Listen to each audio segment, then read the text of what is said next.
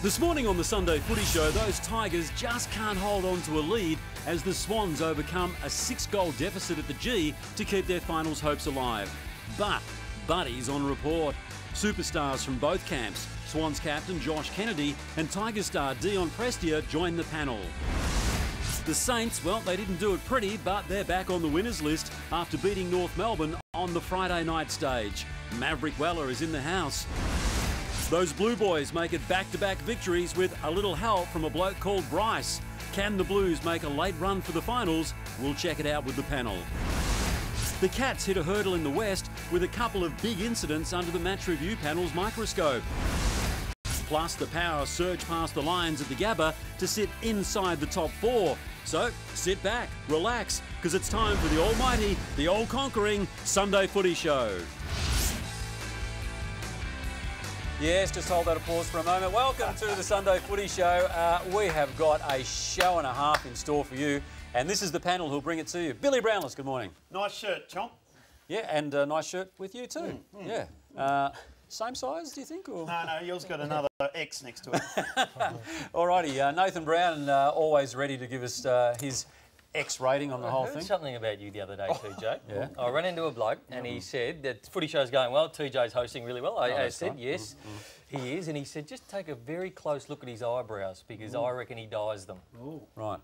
Have a look. Well, to you and the bogan that you were talking to, That's a very let good me source, say, I mean, TJ. you know, most of us sit around all week talking about footy Dye and your our eyebrows. families. You talk about other blokes' eyebrows. Yeah, that says a lot about you. It says a lot about you. Anyway, I can tell you now, I have not dyed anything. But you might just do that today on this show. You have cleaned something up. I beg your pardon? You have cleaned those big teeth. Got them all. Nice little... Anyway, there's plenty of time for that sort of tomfoolery a little later on. Damien Barrett's here. G'day, Damien. Hello, TJ. It's keen to see what the boys say about Richmond's another close loss yesterday. Oh. Yes, that's right. If we can move on from the eyebrows and the teeth, that'd be terrific. Matthew Lloyd's here. Thank goodness for that. TJ, he speaks a lot about vanity. Just stay tuned to what caught my eye, and it won't be about you. It'll be about the vanity down the other end. So I think you'll enjoy that one, TJ. Thank you. Thank you. And of course, one man who just doesn't pot anyone is Kane Corns. Always good to wake up and see Port Adelaide sitting in the top 4. So You said they'd missed the 8 it's last a good week. day. I said they could. All right, let's take a look at the results from so far. And it all began on Thursday night over in the West. The West Coast Eagles 13-point winners over a disappointing Geelong, and of course we'll talk about that in detail. Mav Weller will join us to talk about St Kilda's 17-point win over North Melbourne on Friday night. The Sydney Swans, well, they again got the job done, and Richmond again didn't. Port Adelaide 40-point winners over the Brisbane Lions, who were in it for a little bit, and Carlton, a terrific performance this one, and we'll certainly talk about that in detail as the show goes on. Yeah, we certainly will, TJ. The ladder now. Adelaide sit on top of the ladder. GWS, Geelong, Port Adelaide, Essendon. Big game next week against Sydney Swans. And then the Dogs just knocking on the door with the Demons today, right down the bottom, the Hawks and North Melbourne. Missed an opportunity the other night, I reckon. All right, well, as we said at the MCG yesterday, a pretty good crowd this one too, actually. The Sydney Swans and Richmond, a cracker of a game. And again, Richmond, unfortunately for them, falling short. Yeah, they did fall short. They made a lot of mistakes in the second half. It was 9 goals to 3 after half-time, 5-1 in the last quarter. But the Tigers had their opportunities in the last quarter. And a case of making mistakes, but also Sydney really turned up the pressure. Sydney came to play in the second half. They were nowhere in the first half. And we've got to start respecting Sydney. They might make this final series. once again, we've got to take a look at Richmond's close losses. There's been 4 of them this year. Look at this, 5 by the Western Bulldogs, lost by 2 after the siren to Freo. 3 in that famous one against the Giants, and 6 goals up during the second term, and then lose that one yesterday. Lloydie, I know you wrote an article yesterday about Damien Hardwick being the coach of the year. Do you still stand by that? Well, top 4 after the 11 rounds. Obviously, another disappointing loss yesterday, but they were non-competitive for a lot of last year, so I still think he's had a great season. But to be the coach of the year, does he need to actually get the team across the line in those? Oh, no doubt he does, games? Damo. I didn't predict what was going to happen yesterday, but no, but it happened before then. It had happened 3 times I before know, then. but top 4, who's been consistent this year? Name me one club. So Adelaide have had some shockers. Giants lose to Carlton last week. Really, that's why it's such a great season this year. Well, I think Billy's come to the table with a stat that is just going to put it all into context. Well, all those narrow losses, if they've kicked another 19 or say 20 points, Richmond, for the year, they could be 11-1 and on top of the ladder. That's how close it's been. So they're doing a lot right, Bill. They're doing a lot right. Where'd you get that one? Oscar. Your son gave you that one, did he? Well done, Oscar. After that GWS loss, which came again in the last few moments, TJ, Damien Hardwick said he was proud of the team, and there was some question marks around that, but it was a familiar theme post-match yesterday. He's still talking things right up. In fact, weren't good enough for long enough. You know, they came over the top, had a really strong focus on controlling their scores from stoppages, a strength of theirs, and they kicked 4 in the last quarter. We're very competitive. We'll keep the games close. We're not going to win games by 10 goals. We're not going to lose games, hopefully, by 10 goals either. It's always going to be an arm wrestle. Yeah, we're a young side, full stop. You know, we don't use it as an excuse, but the fact of the matter is they're learning every week. We're a good side that when we play our best footy, we're capable of beating most sides. Yeah, good on the stuff there from Damien Hardwick, and he's always like that, isn't he? I mean, he doesn't tend to drop his bundle. He doesn't, and he's a resilient man. Last year, I wondered whether he would have thought he's still the right man for the job, but I think he's listened to a lot more people this year, and their forward half numbers off the champion data have never recorded higher numbers of the pressure they're putting on inside their forward 50. So I think their form's sustainable. All right, how do you see it, Nathan? Well, a lot of people are going to talk about Richmond's turnovers and their defensive errors in the last quarter and Sydney kicking goals, but it was more what they did in the first 10 minutes of the last quarter. They had 10 of the first 12 inside 50s. They didn't win the game. They weren't brave enough to win the game. Have a look at what they did early in the last quarter. The big fella takes a great mark. Fantastic. 20 metres out. You got to kick that. You go 20 points up. Hard to lose a game from there. You got to kick that goal. Now all of a sudden, the young fella, Butler gets it. Just has a little bit of a moment where he's not sure. Kick the goal, young man. All of a sudden, it's 20 points as well. You get the handball around the back, Basher Hawley in the early major. You cannot serve up that sort of rubbish. That's got to go 15 metres out. They continue to turn over. Edwards, a chance to ice the game. That'll be 20 points up again. And now this one. Got to hit the kickable kick. Got to hit this one here. Hit this one here. You don't go to a 2-on-1 here. You turn it over. This is what they did. And then this one. This one needs to kick here. Rewalt, easiest chip you'll ever do. Jack Rewalt, 50 metres out directly in front. I'm not sure what that is. So, for the most part of the last quarter, Richmond had opportunities to win it, and they didn't. What do you mean they weren't brave enough to do it? They weren't brave enough. Have a look at Butler. Have a look at Edwards. They didn't take their goals. So they're not brave enough to take the game on and make it their own. Very good, Brownie. Oh, I like that analysis. One man who didn't get the win yesterday. So sincere. But Alex Rance played the best game I think I've ever seen from a key defender yesterday. In his last quarter, this is some of the vision here. 10 disposals in the last quarter. The one-on-one matchup that took us back to Carey and Jakovic back in the 90s. Unbelievable, but he not only beat Buddy Franklin, but was the best man on the ground. Kept Franklin to 1 goal and had 21 himself, including 10 in the last quarter. He's the best one-on-one player in the competition. Wins most of the one-on-ones he's involved in. And, well, boys, have you seen a better game from a key defender? No, and he uses it a lot better now. I know he likes the handball, but his kicking's got a lot better also. He attacks the ball. You've got to love... Look at that, and he marks. Very important. You get a backman that can mark and turn it around. And we like this too. He took on Buddy here, of course, all day. But have a look at this. They just have a bit of a push and shove. That one's all right, but then the second one, Buddy goes bang. Oh, no. That's one of the great dives of all time. Come on, Rancy. Just takes the dive. And we don't like blokes who take dives. Got to stamp this out. It reminds us of... Right. What? Come on, don't stop there. No, I'm waiting for it upstairs. Come on, here. What reminds us of big barrier wall, didn't even throw one. Look at Kano just slowly go down. That's a blot on the game. We've got to stamp this out. There's nothing wrong with the odd dive every now and then either.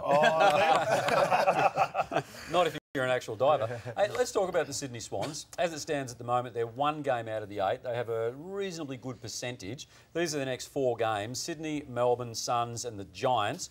How many of those do you reckon they can win? I'd lock them in for at least 3 the way they're going. The first 3? The first 3, yeah, I think they win. And they're 5 and 7 at the moment, so they'll be 8 and 8 after 16 rounds. So it gives them a real chance. Well, they have Buddy Franklin for that first game there, Lordo, the Essendon game coming up. This is what he did yesterday to Connor Menergy, which will attract match review panel attention. It depends what side of the bed they get out of, TJ. Nothing in it, Dave. Nothing in it. Well, that's borderline. That's borderline.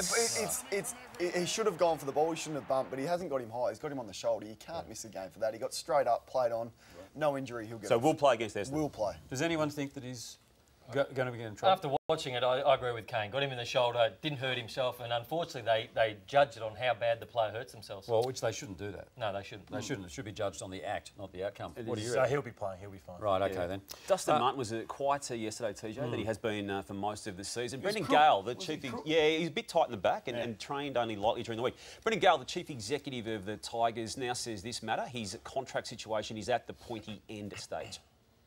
I think his manager has indicated that he'd like to sort of test the market. He's got free agency this year, so they're the rules of the competition. He's got a right to do that. We support him in that process. That makes him feel more confident about the position we've got for him. We think our position is very, very strong. That's all well and good, and I get that from Brendan Gale, but the management of Dustin Martin has made it very clear from way back in February that nothing will be done until Richmond's last game, be that round 23, be that a grand final. So that's Ralph Carr's positioning on it, and spoke to him as recently as last week. He's not budging one bit on that. Well, I wish they'd hurry up and get it done, because I think it's becoming very boring, the whole talk, isn't it? Oh, it's a massive story, TJ. So until there's a resolution I know, to it. but shouldn't we be talking about Dustin Martin, the player? I mean, it is becoming very we are. tedious, like all the other contract disputes that we talk about. You know, let's just get the damn things done and let's not worry about it, and let's worry about the game. Well, that's not diminishing anything. Well, if you take that line on every topic of the footy, TJ, we'll be dealing with. I don't think we need a weekly update on Dustin Martin's contractual That's the dispute. chief executive officer of the club. Ask the question, buying into it in a time frame that's different to what the management has clearly stated. You're the one talking about it now. Well, I'm not, because you brought it to the table then. One other bloke who wanted to be traded last year was Bryce Gibbs, and 43 disposals. Talk about PB games. This is arguably Gibbs' greatest game he's ever played for Carlton. 43 disposals. Important goals. 11, 11, 10 and 11. So even performance right throughout. 2 goals, 10 tackles, 7 clearances. Kicked big goals when his team needed them to. So it's a great effort when he wanted to leave. Couldn't get the trade to happen, but the way his contract update? Well, he's got a contract to be at Carlton even next year, Bill. Next year. He's already locked away. So I can't imagine that having fought off the Adelaide approach But he wanted to go last year. He did, for personal reasons. And he was I assume they'd be still. And he was one of the players who targeted Ablett at the start of the game last night. It was a team focus. So you see Bryce Gibbs here starting with Ablett, and then it was a team focus the whole night. You normally see this drop off after the first couple of minutes, but every Carlton player at one stage got over to Ablett, made it hard. He still had 10 disposals in the first quarter. Ablett was very good, but didn't have the influence that Gary Ablett normally does. So well done to a team defence of Carlton. Exactly, and we love the young players. A lot of young players down there at Carlton. They're well coached. We like this bloke, Soj. Very, very good player. Soj? Where do you get that one? Son of Joe. Here he is here because look at this. His kicking is really good. His field kicking is great. This is Jack Silvani, of course. Kicked 2 goals, two important. Used the body there like the old man. Did that beautifully. And he's coming along nicely. We like the boy. Another one who's coming along nicely, Liam Jones, backed it up last week, got the job done on John O'Patten. Well, this time, some say the best player in the competition, Tom Lynch, kept him goalless, kept him to 0 disposals in the last quarter and had some really important disposals himself. Tom Lynch out of sorts, but gee, they've found one here in Liam Jones playing back. All right, OK. Now, it does beg the question, though, where is Gold Coast at the moment, and maybe even Rodney Eade for that matter. Your take on it, Lloydie? I'm not sure who reviews Rodney Eade, who's the director of coaching there, but I thought he got out-coached last night by Brendan Bolton. And we'll take a look at this. 63 disposals between Doherty and Cade Simpson. That just can't happen. Look at that, Bill. Unforgivable. Too easy. Jason Johannesson, he needs some Jason Johannesson treatment. He doesn't get it. Look at this. If you give Doherty that time and space, all the forwards of the Gold Coast pushed up way too high. Look at this. Doherty just marks it across to Simpson, just builds their confidence. I don't see him cop heat. I don't see Doherty cop any heat. And they're just getting all their players back behind the ball. This is Doherty. Just kick it backwards to him. And they just set up and created all night. And so I think the Gold Coast forwards, I just think like Tom Lynch and Peter Wright, they're just pushing up way too high.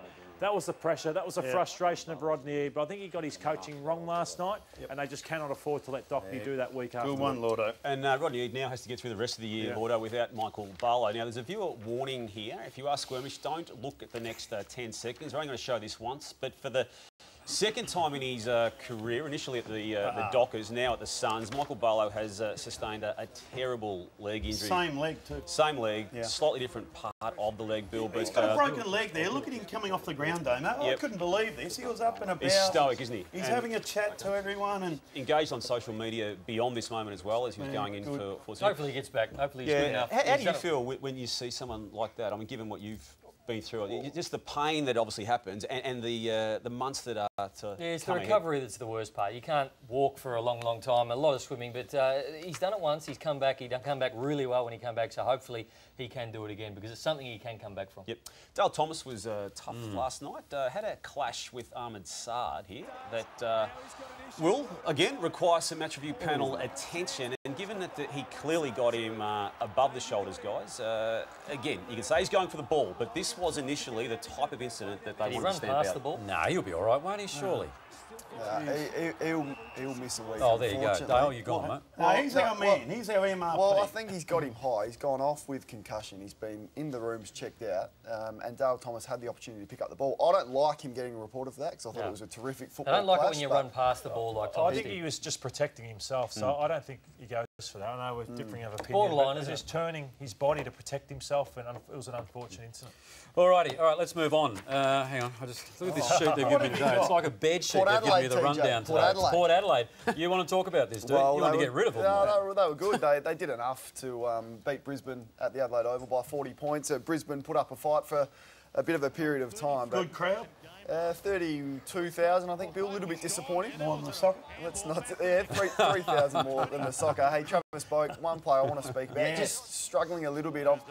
Do have some concerns about where his career is heading now that Ken Hinkley is, well, he's playing him forward and he's not spending any time hardly at all in the midfield. And just looking at his numbers, 2014 was a terrific year for him, All-Australian player. Look at those numbers there. Now we fast forward 3 years to 2017, playing a lot across half forward, clearly not having the impact. Ken Hinkley has thrown around the midfield, but 29 years of age. That's a big call, Kane. Well, you have concerns about his He's career. a midfielder, Damo. Yeah. He's a midfielder who rests forward. He's not a genuine midfielder where he's been forced to play now. Now, he's doing it selflessly. He's a great captain, one of the best I've played with, but he's a genuine midfielder and will, I think, continue to struggle if he's played forward. Have Wines and Pal Pepper gone past him in that But I still think you need, they have, and the bigger-bodied midfielders have. Ebert as well has had a good year, but I still think you need 4 or 5 genuine midfielders, and he is one of them. All right, Damo, you've been working the phones this morning. What do you come up with? Yeah, it also involves the Port Adelaide team, TJ. The high-profile and high-performance manager at Port Adelaide Footy Club, Darren Burgess, has been targeted by one of the world's biggest sports clubs, the EPL side, Bill, Arsenal.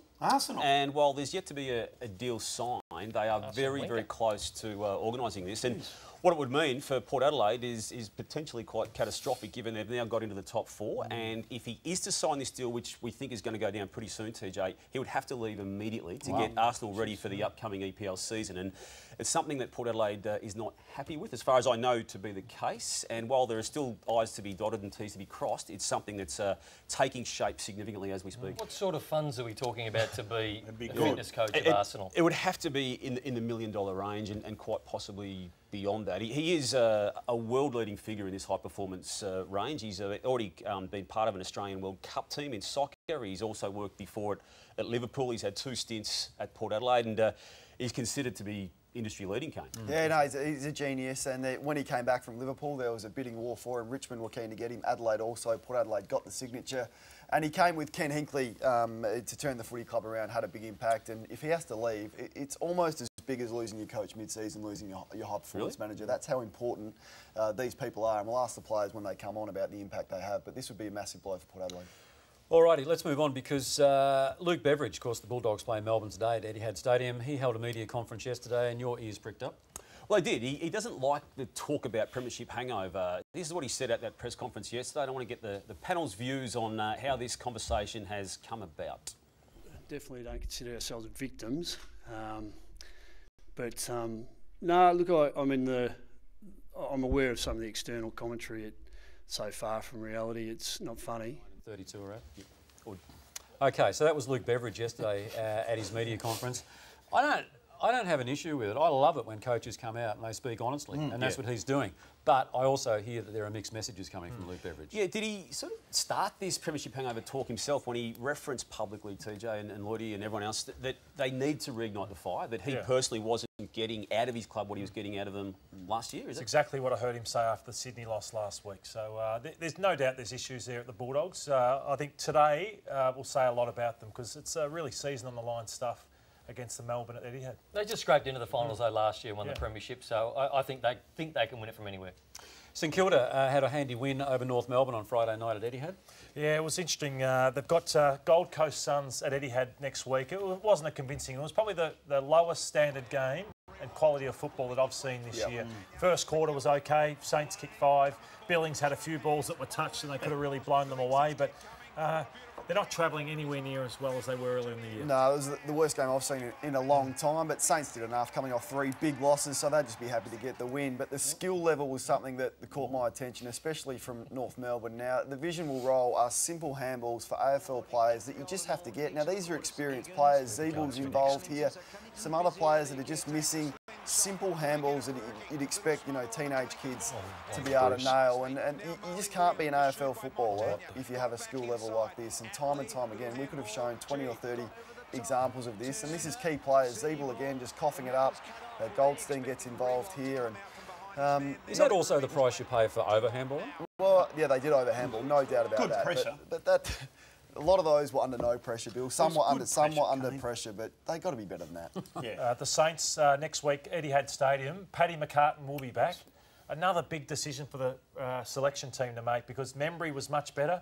Josh Bruce is working really well the last few weeks. Revolt is working his way back into form, but this kid doesn't keep playing. So you cannot have all 4 in that forward. Well, they haven't done it all year. I don't think they can. Play Revolt in the wing. Just have him play on the wing for the You've rest got of the to play season. Paddy, don't you, Lauder? I think he's your future. Surely he's your future. So Membry could be the vulnerable one, but Revolt didn't move that well. So hopefully he can move better the second week back on the wing. Mav Weller to join us in the studio live a little later on to talk about that game and all the things you've just spoken about then. Just very quickly, the West Coast Eagles, how genuine a finals threat are they?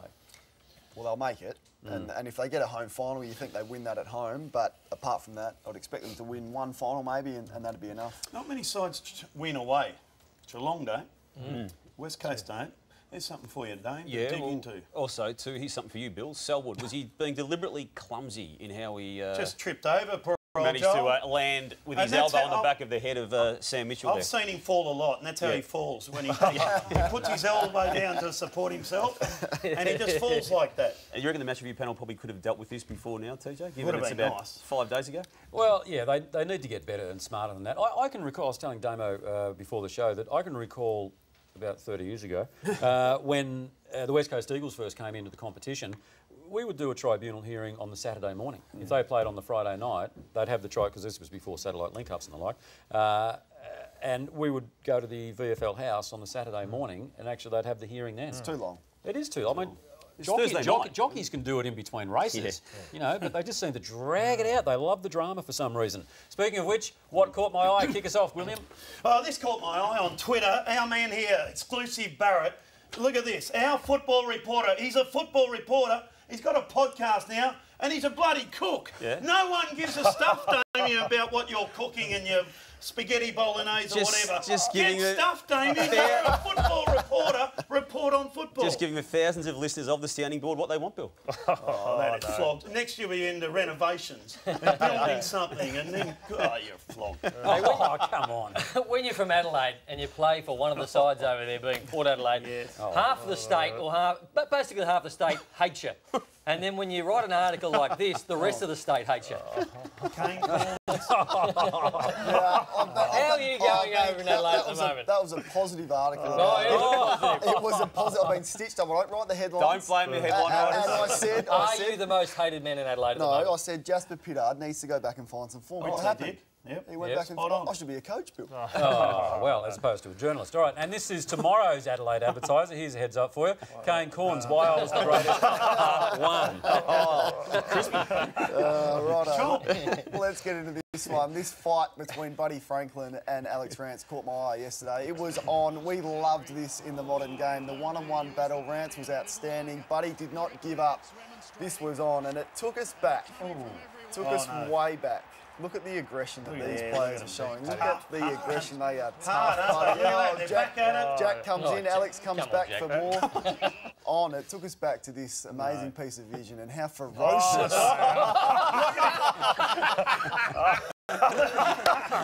You've never seen a bloke more aware. Where is it? It was only viewing. I've never seen a bloke more aware. Let's move on. Now, we heard Brady roll it again. earlier in the show. He's going on it. You hear chompers and we hear about eyebrows and all those things. Listen to the revelations from Nathan Brown on Triple M about his follicles.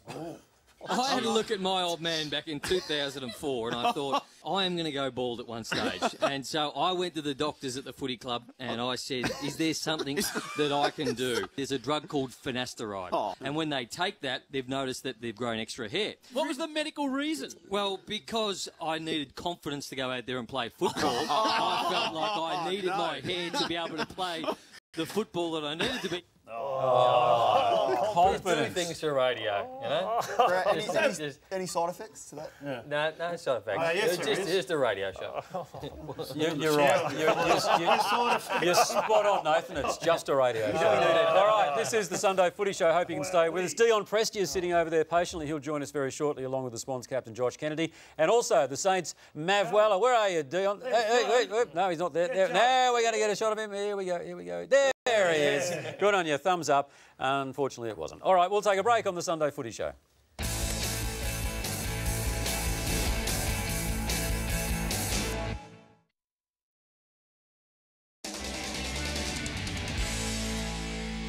Welcome back to the Sunday Footy Show. Whatever you're doing, hope you're enjoying yourself. Let's have a look at the game from yesterday at the MCG. A ripper crowd of about 56,000, I thought, which is just terrific. Unfortunately for Richmond supporters, they walked away empty-handed. It was the Sydney Swans who took the 4 points. It was a great crowd. Zach Jones continues to impress for Sydney. They got the job done in the second half. Hooley, Koch and Alice had a fair bit of it. Dustin Martin, a bit down yesterday, but he kicked 2 goals. Isaac Heaney was very good also, but we're joined by one of the recruits of the season, Dion Prestia from the Tigers, mate, and obviously a great first half. What happened in the second half? Yeah, we got off to a flying start. I think we're up by about 36 points at one point, but yeah, to Sydney's credit, they slowly clawed us back and just hit the lead at the right time, so a bit unlucky.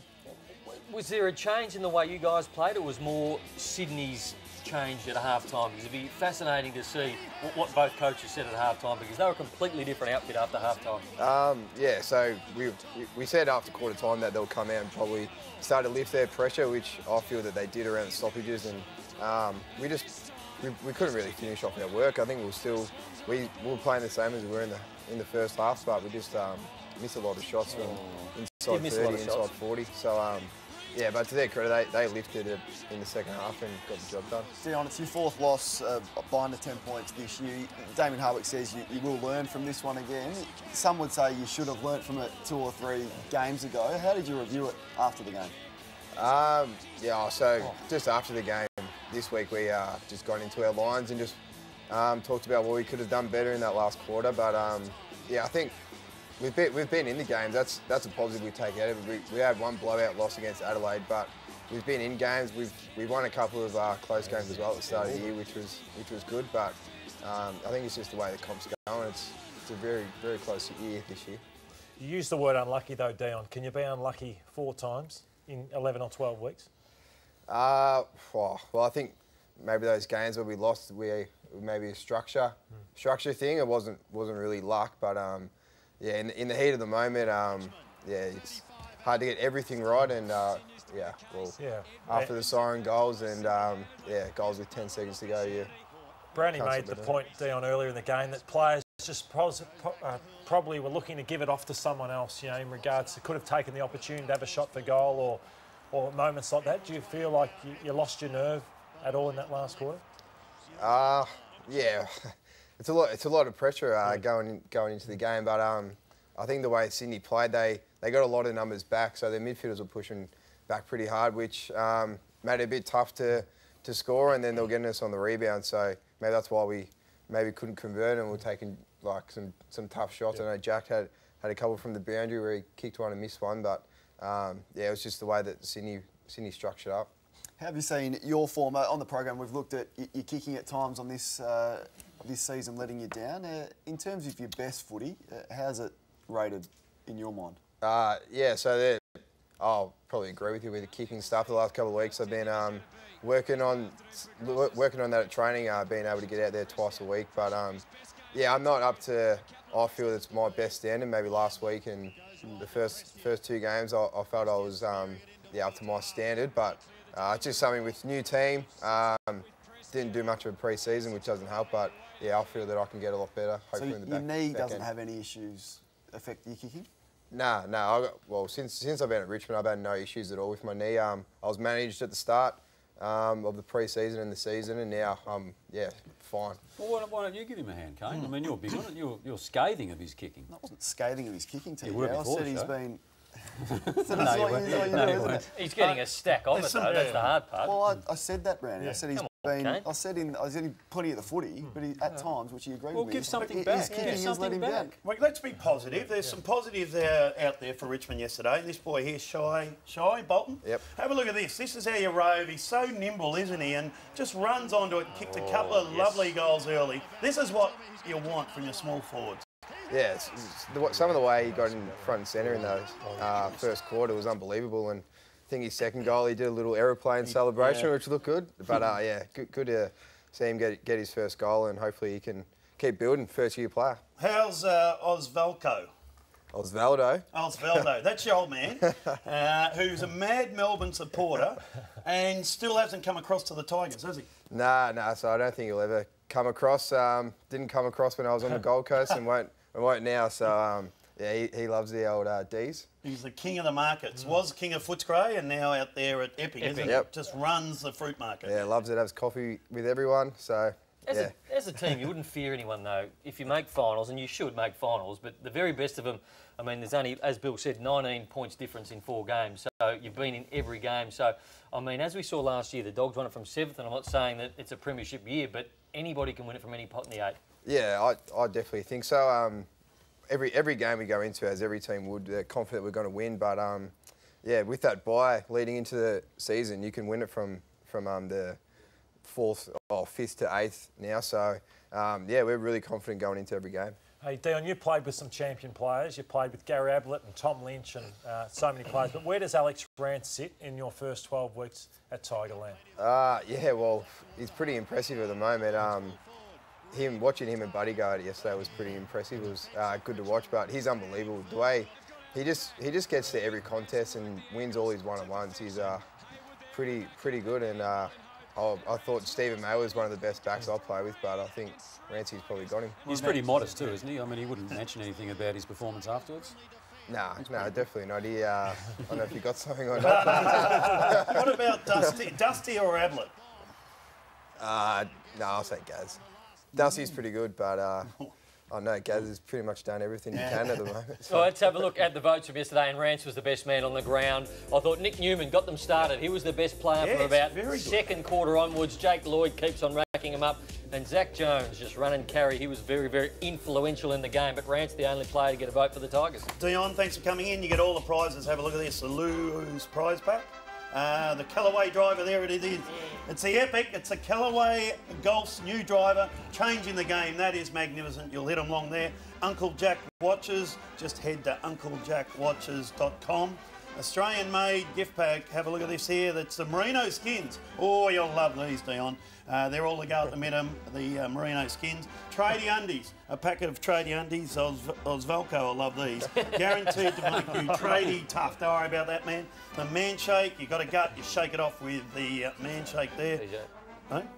Bar fridges from Bar Fridges Australia, $300 there. They are magnificent, the bar fridges. Home timber and hardware. Go where the tradies go. That is fantastic. The Chemist Warehouse, the Voost 1-a-day tablet. That's all you need, the Voost. and you can only get them at Chemist Warehouse. And the Aquila shoes and clothing, $250 worth. And you'll look good out at Epping there, Dion. Don't worry about that. All yours, mate. Thank you. Terrific stuff. Thanks for coming in. Stay with us, Dion, because Matthew Lloyd's over at the Plasman with the Australian-made Team of the Year. Let's see if you agree with this, Dion. Yes. Thanks, TJ. Could only make one change this week, and that's big Stephen Martin went out of the side. Got well beaten by Paddy Ryder last night. I couldn't get Ryder into the side, but I brought in Brodie Grundy of the Collingwood Football Club. Came 54 hit-outs, I think 11 tackles last week, and 20 disposals. And Damon might need to chase up. Still unsigned as well at Collingwood. They need to sign him up pretty soon. Yeah, so I'm not sure, Dion or Brownie, if you've got any players that are lucky. Toby Green, I thought, was very disappointing last week in regards to the misses that he went for and the shots. Kicked 4 points, but I think they're all pretty safe, these players, for this week. Bryce Gibbs. Yeah, he had a great year, Bryce Gibbs, but obviously Dangerfield, Selwood, Dustin Martin, Pendlebury, Zorko. A lot of good mids playing good footy at the moment. Good on you, Lloydie. Thanks for that. Dion, thanks again for coming in. Good luck next week. It's a ripper of a game up against the Blues at the MCG, and hopefully there's going to be a big crowd. And hopefully Carlton do their bit and try and promote it. Now, let's take a break on the Sunday Footy Show. What? Well, they don't promote their games. Carlton probably lack, I think, in the marketing and media area. Wow. Yeah, it's a conversation for another day. Okay. All right, we've still got to come on the show. Maverick Weller from St Kilda. We've got Josh Kennedy from the Swans. Also, Billy's List, which I'm a little concerned about because I did notice a number of little whispering conversations in the office earlier and I wasn't privy to any of them. And also the Barrel. That's all to come on the Sunday Footy Show.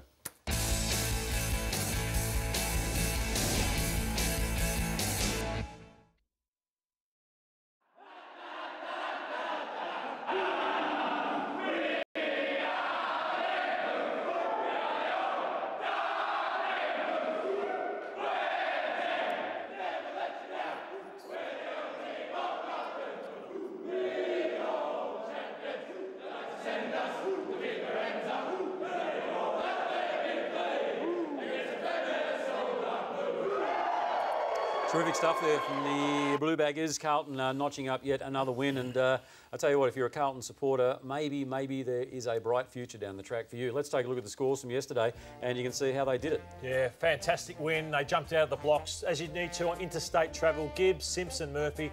They're getting so much out of their top-end talent. And for the Gold Coast Suns, Ablett, 25, but Curnow was into him. And the whole team were right from the start. And Dale Thomas, I thought, was good early. He playing with a lot of energy, played in the front half. Doesn't kick many goals, but got involved and had shots last night.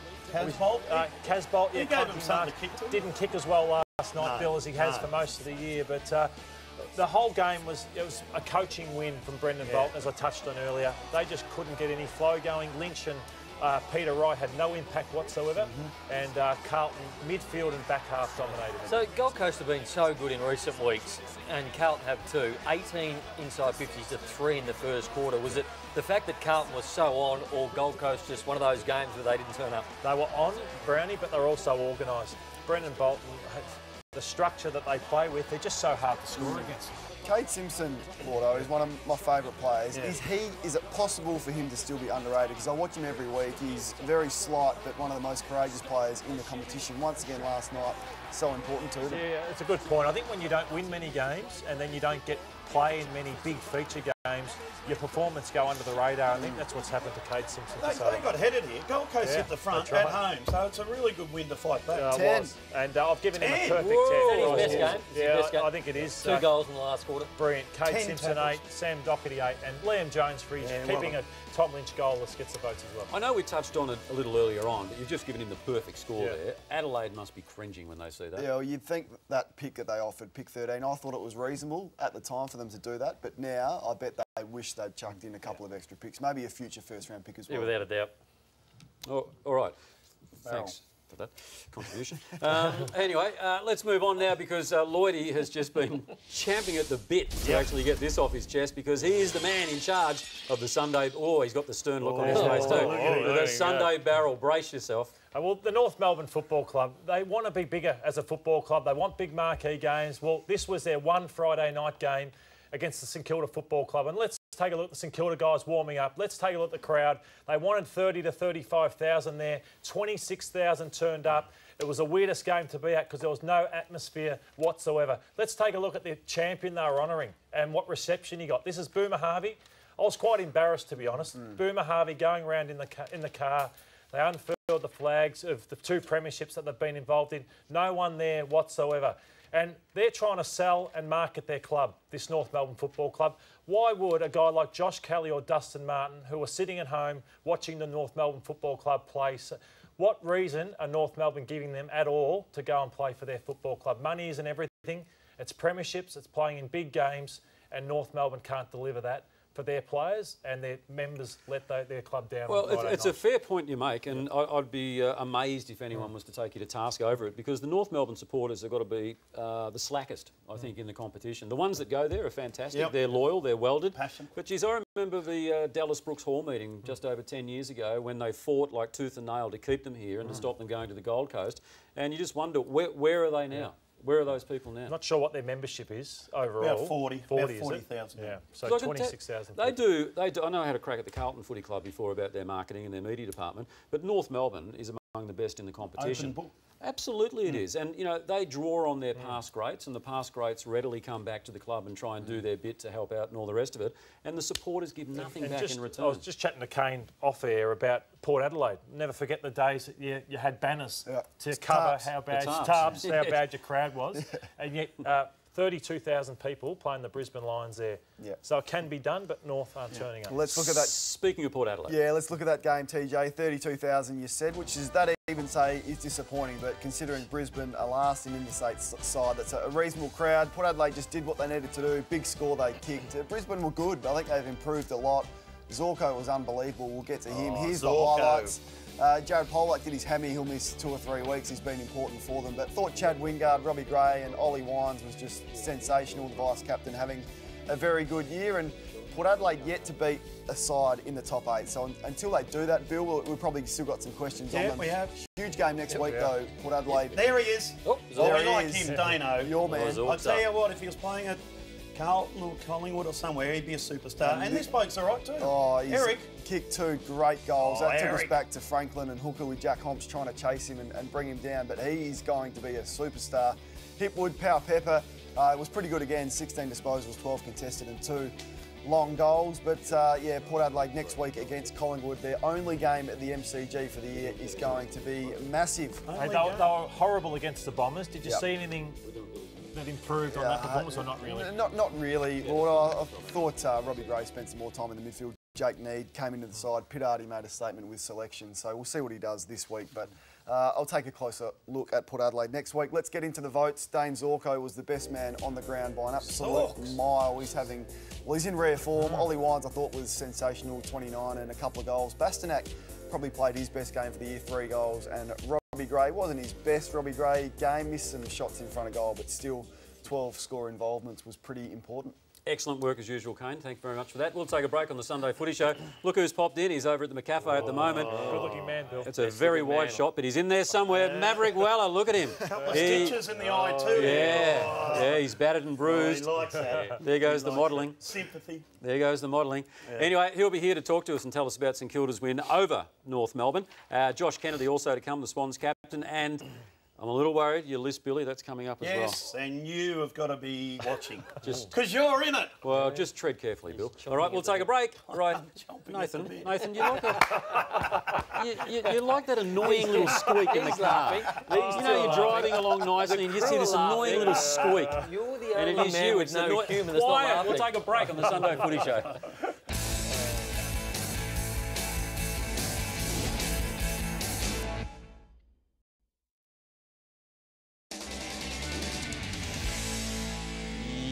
You're watching the Sunday Footy Show. Hope you're enjoying it as much as we are. St Kilda supporters, you'll enjoy this as we reflect on Friday night. This was the clash at Etihad Stadium up against North Melbourne. Look, not the greatest of games, but 4 points is 4 points. Yeah, they had a great first quarter, St Kilda. Really jumped out of the blocks. Billings involved. Could have kicked so many goals, Billings, but they were touched or he missed them. Membry involved. Stephen Ross, what a year he's having. We'll ask our guest about him shortly. And for the Roos, didn't really have too many winners on the night. It was a dominant St Kilda display, Mav, but your 17 points at the end of it probably wasn't a true reflection of the match. Yeah, we probably ran out of steam a little bit in the last quarter, but we were really happy with the game. You know, we kept a side that's I think averaging 100 points in their losses to 18 points up to half time and one point in the second quarter that included. So we're pretty happy with the game. We probably just ran out a little bit of gas in the last quarter. Your previous 3 weeks hadn't been great. Obviously belted by the Swans, the Western Bulldogs and the Adelaide Crows. Where do you think you're falling short in regards to playing those upper echelon sort of sides? Yeah, we were really disappointed with those 3 weeks, and it was really important that we did bounce back. But look, we assessed things as everyone does really at that midway point through the season, and started tinkering around a little bit with our offence, and it's just taken a little bit of time to probably put that into place. But yeah, it is a challenge for us to start to beat those bigger sides if we want to get to where we want to go. I love watching Jack Billings play. 2 goals, 4. Should have been 4 goals too. 2 were touched, so he didn't really miss them. But obviously compared to where he got drafted in the Audubon and Pally, all that sort of talk. But he's starting to impact every game he plays now, and he's so dangerous, so clean. Yeah, we're wrapped with him. He's having a great season, and even big, behind closed doors. He's becoming a really good leader for the club, so yeah, we're pumped that he's getting a kick. Now, your forward structure probably hasn't been settled this year due to injuries and some poor form. With McCartan fit and available, presumably, can you play all 4? Rewalt, Bruce, Membry, McCartan in the same side? Yeah, I think so. I think Rui's shown that we can push him up around the ball, and Timmy Membry, he's sort of a little bit taller than me, so he can sort of play that smaller role as well. But Paddy's a massive part of our future, and we want to get him back in the side sooner rather than later. Speaking of your future, I'm just interested in Tom Hickey. What's gone wrong there? I know you can't. It's hard to play 2 ruckmen, and Billy Longer competes really hard. But Hickey, some of his form last year and the year before was brilliant. So where's he falling short at the moment? Yeah, Hicks has just had some bad luck lately. The 2 big boys are flying at the start of the year, and we're playing around with 2 ruckmen at the start of the year in the JLT series, and then we obviously went with Billy for a couple of weeks, and Hicks has done he did his knee pretty badly in the VFL, and he's sort of just coming back through that now. So yeah, I don't think he's too far away. What about, speaking of the future, the old boys, Nick Rewalt and Lee Montagna? The coach was playing his cards close to his chest yesterday. Would you like to see him go around again? Oh, absolutely. 2 absolute legends of our club. They bring so much to, not only game day, but the younger guys improving their footy, and I'd love to see them go around again. You've been developing that beard for the most part of this year. How's that going for you? Because you're an extraordinarily good-looking man. You've got the hair, and I know TJ doesn't like this part of it, but it is part and parcel of being an AFL player. You're obsessed with my eyebrows and now his beard. What is wrong with you? It's something new this year, the beard. All right, tell us about it. Oh, that's just laziness, that is. Yeah, no, not much for you there. But you're annoying, aren't you? Before the game. Everyone says you're the most annoying bloke to have before a game. Who was it? Gilbert on radio yesterday said that you just drive people mad before the game. Why is that? What do I do? Well, you get around and annoy them, obviously. Is that true? I can be a little bit moody before the game. Gilbo likes to keep to himself, but yeah, sometimes I give a bit too much. This is the stuff that people don't get, TJ. They want to know about this stuff. Weren't you doing your meditation before the game? Before the game, they get amped up a little bit and stir the boys up. But Gilbo he flies under the radar. He's pretty cruisy, so maybe he's getting annoyed with me. Speaking of the rooms, do you like Brian Taylor going around, roaming Brian in the rooms? Let's have a look at the bristle here, roaming Brian. Strange cat, Josh Bruce there, doing a good job there. So there you go, the map of the world. And just come in here. Yep, over here. What's in here? This is a room with nothing in it, really, other than a bit of property. So we're wasting our time coming in here. What do you think of roaming Brian? Oh, yeah, it was funny. I was up the back just sort of potting him, but he's a funny character. Geez, he's not dyeing his hair, is he, Brian? No. He's almost white now.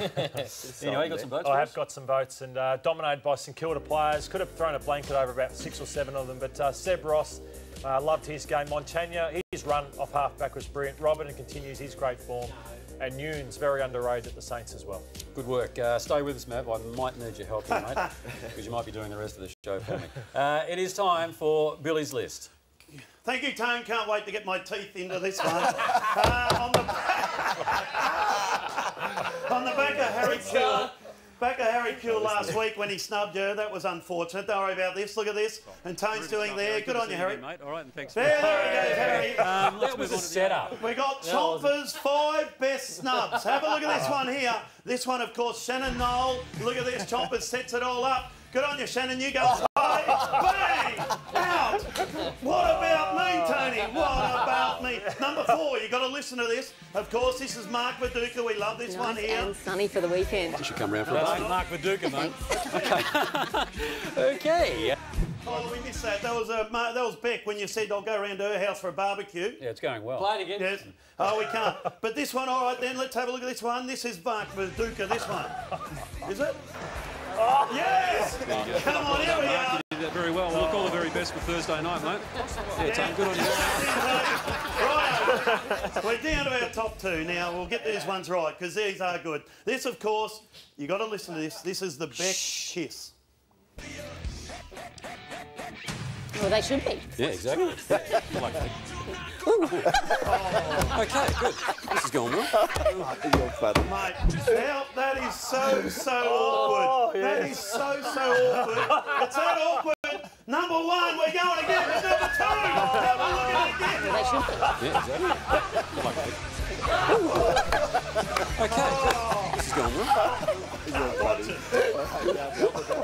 Use this Monday. Enjoy your evening. Good night.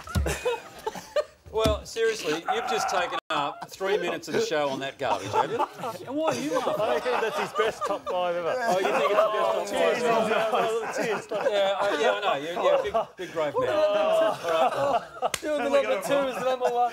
So you're crying as well, are you? You are unbelievable. Mav, do me a favour, mate. I'm going to go and get some fresh air. Josh Kennedy's up next. You're watching the Sunday Footy Show. Anyway, Tone, see you later. Mav, throw it all right. Go to a break.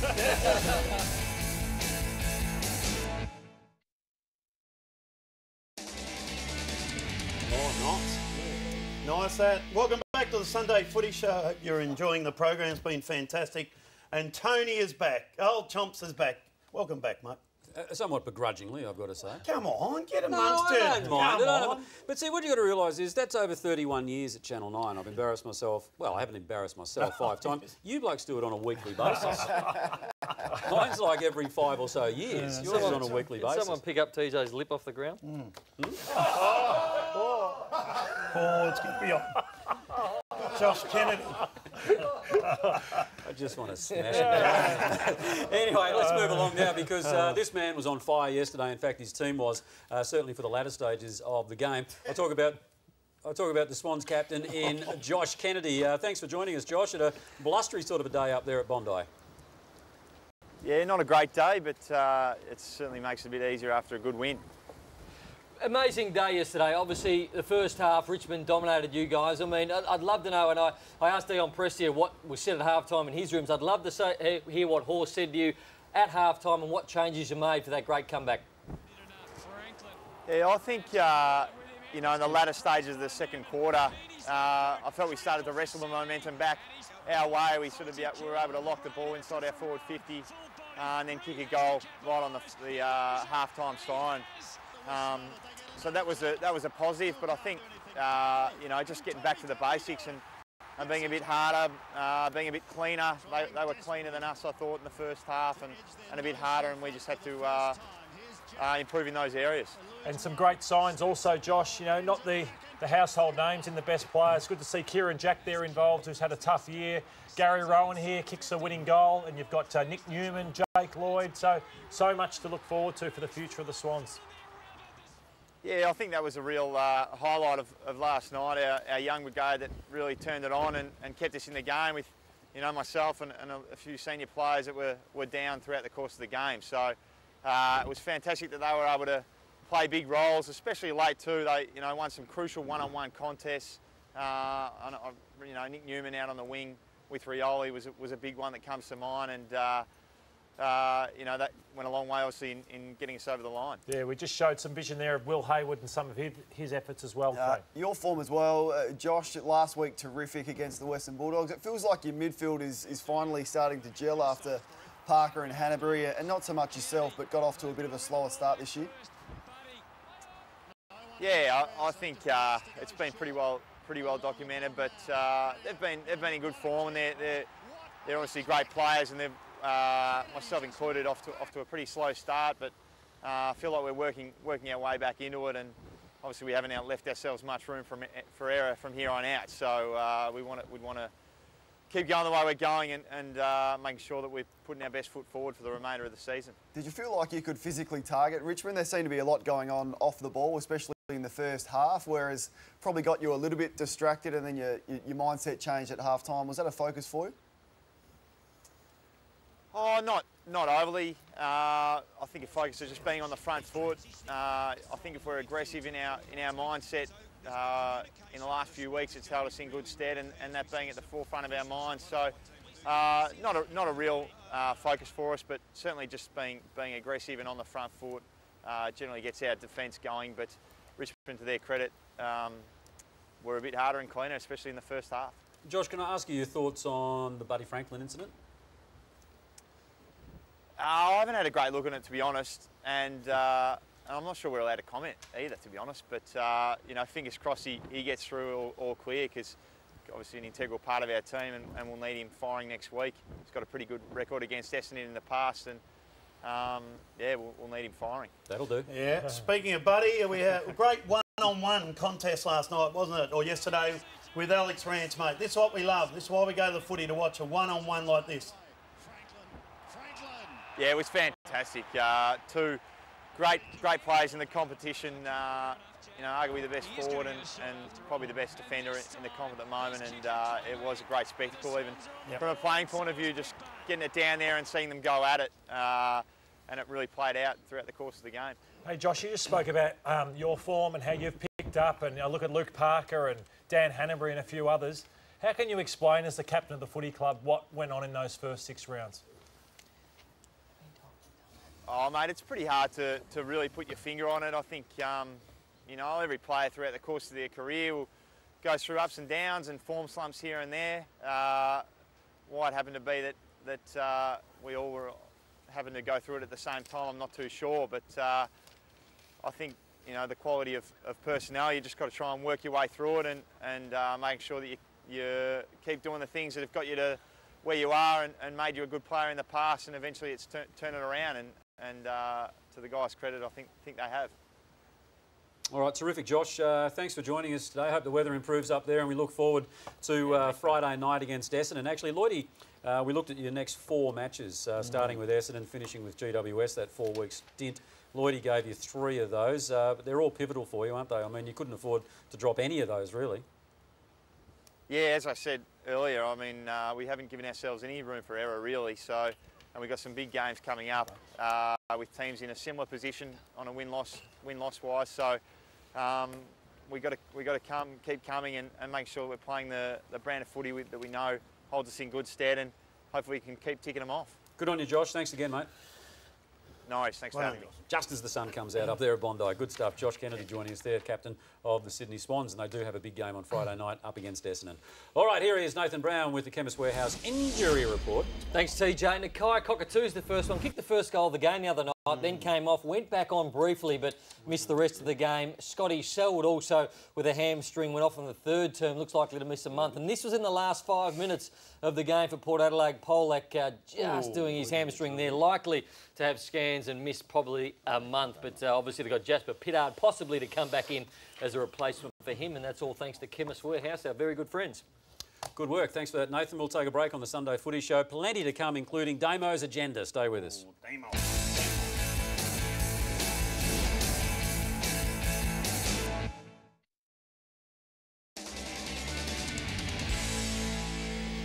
Welcome back to the Sunday Footy Show. Look, I tell you, I've got an A1 tool just to my left here, but if you want the real tools, have a look at the ones Billy's are brandishing at the moment. And the Home Timber and Hardware Tool Fest catalogue is on sale now with big brands and quality tools. And, of course, for all the tradies and the DIYers, get in now before... Feel it, the power. Yeah, I know, it's good. What are you doing, you sicko? You got real issues, Damien. And the lights go on. See the lights? Well, that comes in very handy, actually, Bill. Yeah, I know. When you're building a coffee table. Yeah, like that's right. I am halfway through one at the moment. That's right. And I'll be taking those home to help me. But anyway, if you want to get yourself down to Home Timber and Hardware, take advantage of this period, because we're coming up to tax time and there's all the... Oh, got the hair on my nose. Oh, would strongly urge you to go down there, whether you want to pluck some nasal hair, whether you want to do some work around home, or in fact you might even be building one. Get down to Home Timber and Hardware. Go to where the tradies go.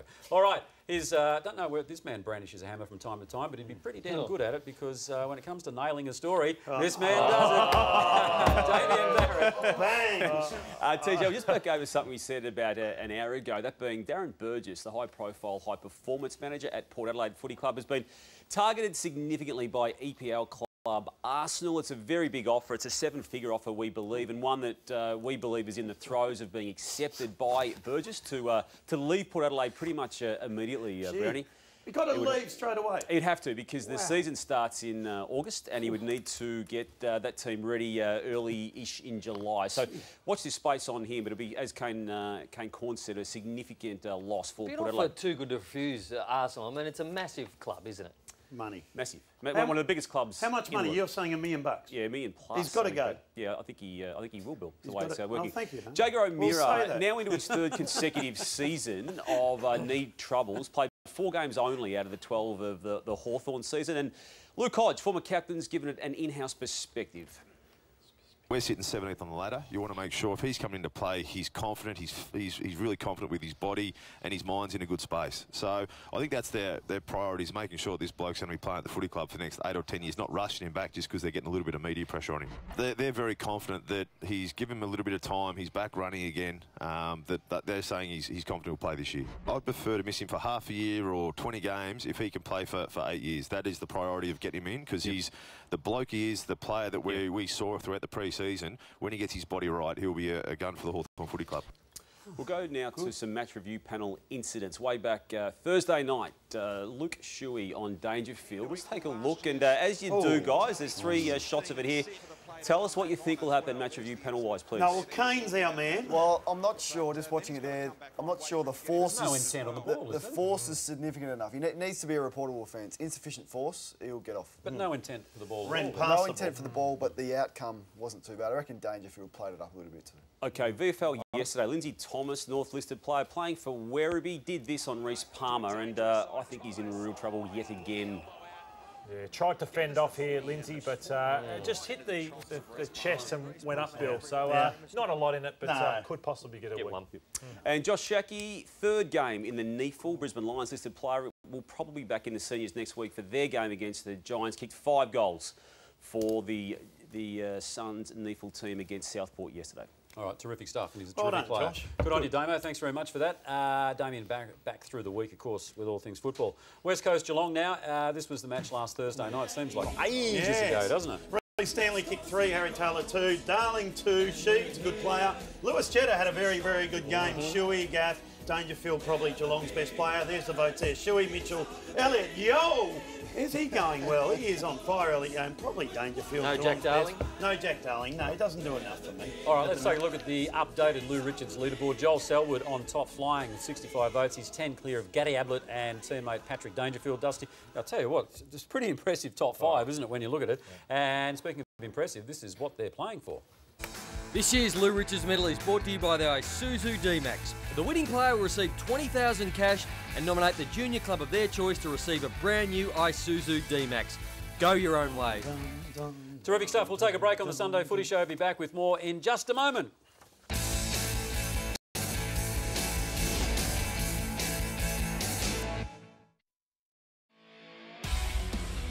The pressure on Tigers coach Damien Hardwick had reached fever pitch early in 2016.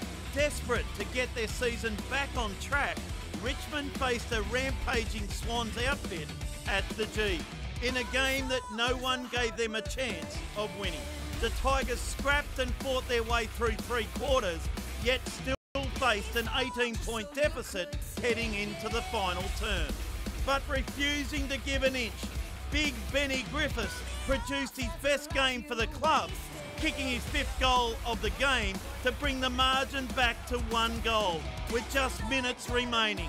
The Tigers had thrown everything at the Swans, but it looked like a devastating loss was on the cards until Nick Gloston got the ball deep in defence and launched one final Tigers attack. Here they go, out the back door. Lost Stone. Again, I think it's going to come back again. Picked up by Rewalt. Rewalt got it out wide. Griffith, will he keep going? Will he go? Little one over the top. The mark's been taken by Lloyd. Sam Lloyd did what our Lordo couldn't do and kicked the sausage roll after the siren. Cop that, Lordo!